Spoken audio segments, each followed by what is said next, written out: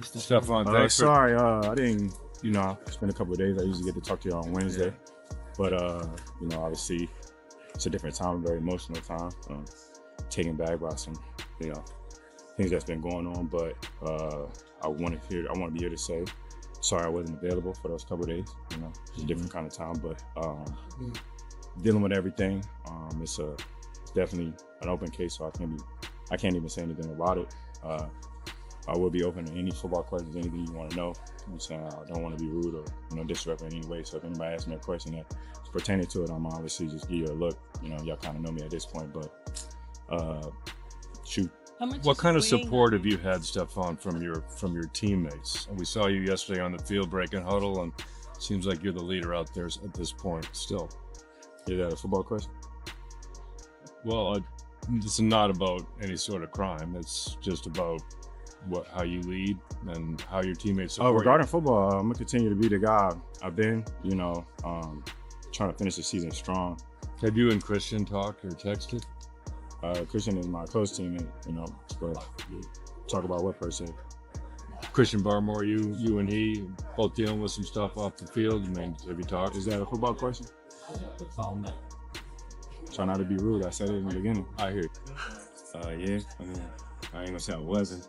So things kind of happen fast. This game happened fast, even though it's a longer game than usual. But we couldn't get things rolling. It's not on one person. Everybody played a part, so I was definitely surprised. But meanwhile, we're breaking news. This is Breaking Sports News, powered by Valvoline Instant Oil Change on 98.5 The Sports Hub. Oh, is that me?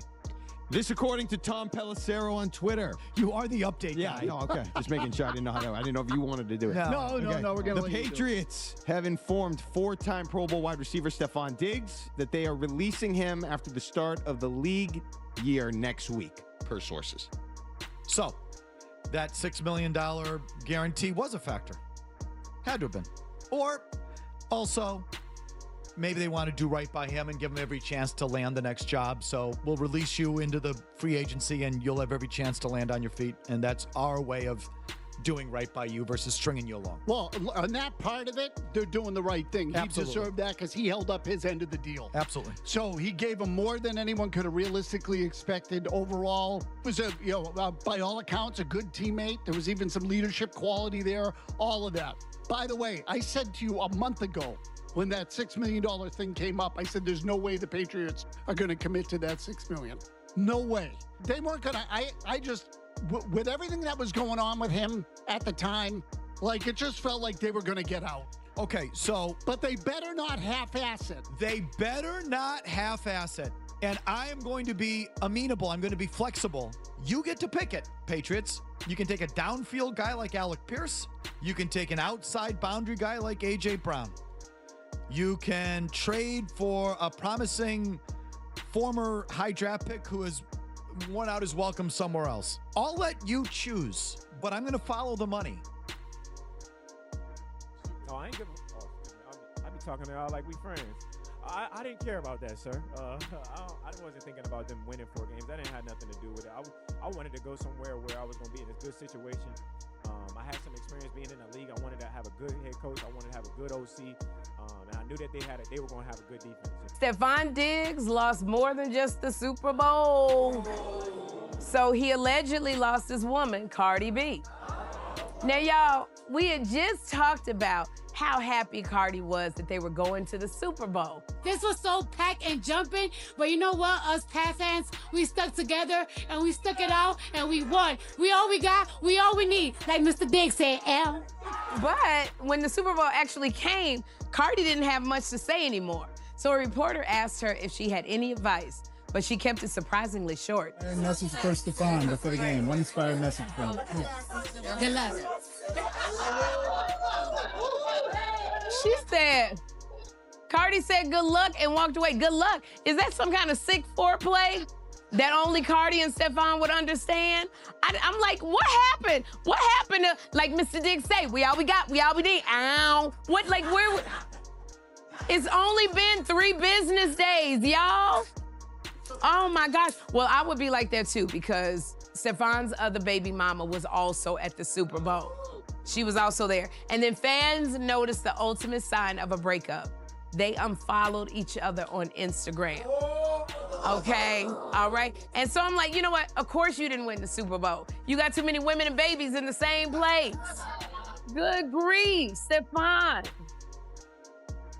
You are over here in the Super Bowl. You're supposed to be studying defensive plays, and you over here making sure one woman is on the opposite side of the field from the other. Here you got your coach. The coach is drawing up the football plays. You drawing up visitation schedules. What are you doing? For me, I don't understand. Why would Stefon invite 2 of his baby mamas to the Super Bowl? This is what I gotta say. I may not have understood a lot of Bad Bunny's lyrics, but I understood that more than what I understood going on with Stefon and all of that. Oh my gosh. You cannot double book women unless you also double book the exit route. And Cardi, one thing about Cardi B, she does not strike me as the quiet exit type. So Stefon, what I think is you gonna come home to a closet full of cut up clothes. So I don't know, but I still say we need at least one mystery solved. So before y'all actually officially break up, can you tell me what is the name of y'all baby?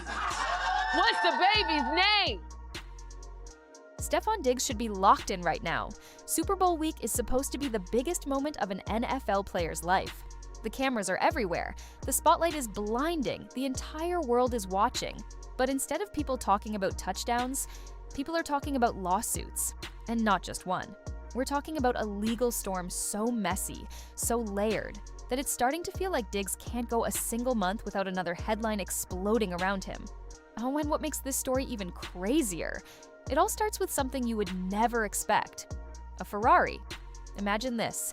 The Super Bowl is literally 1 day away. Your team is preparing for the biggest game of the year. And then suddenly, boom, a lawsuit drops. Not a rumor, not a tweet, an official legal filing accusing you of defamation, civil conspiracy, and involvement in an alleged physical attack. That's exactly what just happened to Stefon Diggs. And people immediately started asking the same question. Why now? Why would something like this surface at the exact moment Diggs is supposed to be at his peak? But once you dig deeper, this situation isn't random at all. Because according to the lawsuit, this has been building for a long time. And the trigger? A missing luxury car. But that was only the beginning. So here's where things get strange. Back in 2024, Diggs reportedly hired someone he trusted, an associate or employee, to handle transportation for one of his most valuable possessions, a Ferrari. The plan was simple: move the car from Miami to Houston. Normal business. Except, the Ferrari never made it. At some point during the process, the car was stolen, and police reportedly believed it wasn't some random joyride. They allegedly described it as a professional theft. The kind of situation where a third party targets high-end vehicles and disappears without a trace. But here's where everything spiraled, because the man Diggs hired says Diggs refused to accept that explanation. Instead, he allegedly started believing something much darker, that the person responsible for moving the Ferrari was involved. And according to the lawsuit, Diggs didn't just think it, he started telling people. And that's where the real damage supposedly began. Because this wasn't just about a missing car anymore. It became about reputation. And once reputations get dragged into the spotlight, things get ugly fast. But the lawsuit claims it didn't stop there. Not even close. The plaintiff says Diggs didn't just quietly accuse him behind the scenes. He allegedly told others in their circle that this man stole the Ferrari himself. Think about what that means. In certain industries, especially luxury transportation and business circles, trust is everything. Your name is your currency. So, the plaintiff claims that Diggs' words didn't just hurt his feelings, they ruined his livelihood. He says his professional reputation was destroyed, that business opportunities disappeared, that his name became linked to theft, and in his mind, all of it was unfair, because he insists he had nothing to do with the Ferrari going missing. He says police concluded it was stolen by someone else. So now the lawsuit is essentially saying, I didn't steal your car, but you told people I did anyway. And that's why defamation is at the center of this case. But here's the twist. That's only half the lawsuit, because the plaintiff isn't just claiming Diggs talked, he's claiming something even more disturbing happened later. Something physical. And what allegedly happened in Miami is what really has people shocked. I'll fast forward to December 2025. The plaintiff says he was at a nightclub in Miami, a spot called Tootsie's, just a night out. Nothing unusual, until everything turned violent.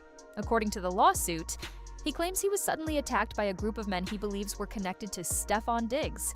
Not random strangers, not a bar fight, but people allegedly tied to Diggs' inner circle. And the injuries described are serious. He says he suffered facial injuries. And even worse, a torn ACL. That's not something you just walk off. That's life-altering. Now here's what makes this even messier. The lawsuit claims Diggs wasn't necessarily the one throwing punches, but the plaintiff argues Diggs is still responsible because these were allegedly Diggs' people. And legally, that brings in a concept called vicarious liability. Basically, if your associates did this and you knew them, well, you can't just pretend it has nothing to do with you.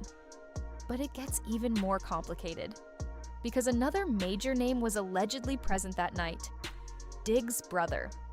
This is where the story gets even more explosive because the lawsuit doesn't just name Stefon Diggs.